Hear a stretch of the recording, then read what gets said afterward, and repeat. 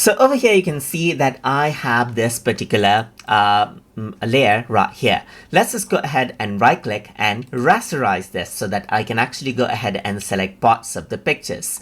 So once I go ahead and do that, I can go to the pixel section. I can go ahead and use control to zoom in right here. And then over here on the left hand side, you can see that I got the selection tool. So if I were to go ahead and select right here, I can actually go ahead and, let's say for example, use the move tool to go ahead and move this out after selection. I can even go ahead and then resize it out, as you can see. Let me just press enter right here. Just like this, or I'm just going to go around and press Ctrl D to deselect, and it stays in place.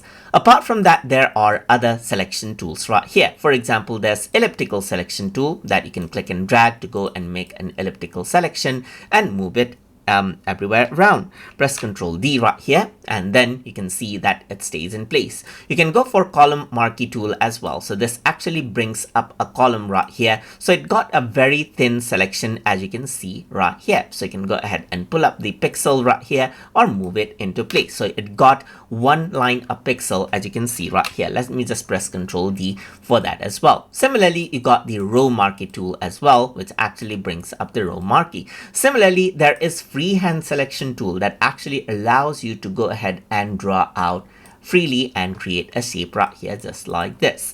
So press Ctrl D, and this is what you have. So now if I were to actually go around over here onto the marquee tool, you can see that if I were to select out these particular shapes, click and draw out the shapes, you can see that when I draw a new shape, it actually goes ahead and then just disables the other shape. But what you can do right here is go and click on add, and then as you do that, you can see that I can click and drag and add to the marquee tool that you have right here.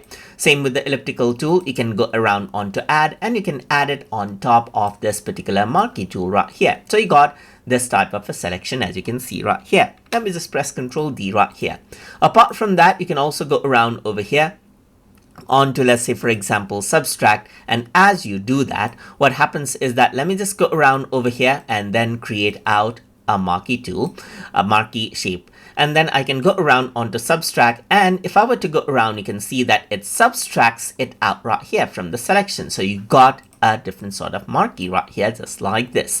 So if I were to go around over here, then you also have like intersect, and if you were to go ahead and do that, then what happens is that whenever I create something, you can see that it intersects out with the existing object right here, just like this. So this is what you have right here. Let me press Ctrl D right here as well.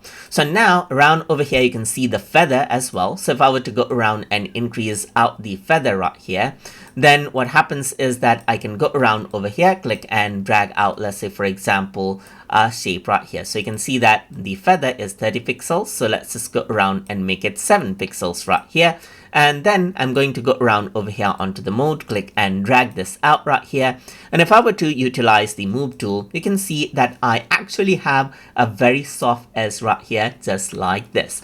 If I were to go around over here, then you can also go around and increase out the pixel size right here, click and drag this out, and then if you were to use the selection tool, you can see that you get a soft edge right here, just like this. So this is what you have, and then you can see that right now everything is from the center. So if I were to go around over here, you can also select from center and drag it out from the center if you want right here. But if you want from the edge, you can simply click and drag this out. And apart from that, you can also see that you got this elliptical marquee tool right here. If you don't want from center, then it simply draws from the side. And apart from that, you also have anti-alias, as you can see right here. So if I were to go around over here, just like this, anti-aliasing is turned on. Let me just go ahead and decrease out the feather. And then what I'm going to do is I'm going to drag this circle out, click and drag, and you can see that you actually have some soft edges going on right here.